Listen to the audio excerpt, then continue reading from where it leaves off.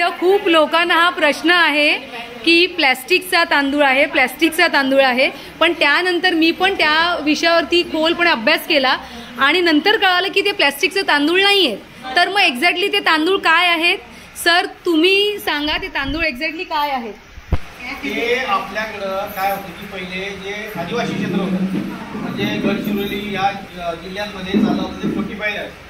त्याच्यामध्ये काही महिलांना आपण ज्यावेळेस असतात ना व्हिटॅमिन्स वगैरेची कमतरता भासतेला त्याच्याकरता शासनाने पहिले आदिवासी जिल्ह्यांमध्ये चालवले. त्याच्यानंतर पूर्ण महाराष्ट्रावर हा व्हिटॅमिनचं काय असतं, जसं आपण व्हिटॅमिनच्या गोळ्या खातो ना तशा त्या गोळ्यांच्या प्रकारे आपला एक सेपरेट त्याचा तांदूळ बनवला जातो. तांदळाची पुडी करून त्यामध्ये सगळं व्हिटॅमिन ए बी सी टाकून आणि तो आपला एका क्विंटलला 1 किलोच्या हिशोबाने आपल्या तांदळामध्ये मिक्स केला जातो. तो शरीराला खाण्यासाठी एकदम पौष्टिक तांदूळ आहे.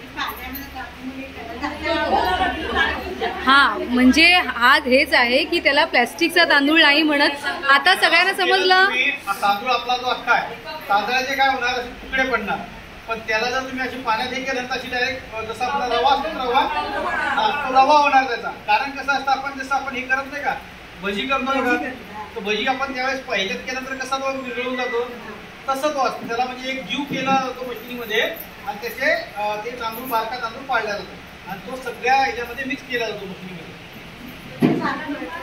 खायला एकदम योग्य आहे तो.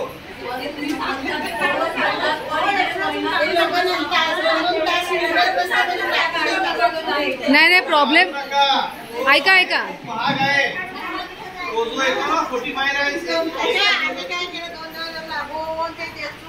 1 किलो तांदूळ तो खूप महाग आहे. एका क्विंटलला 1 किलो मिक्स केला जातो.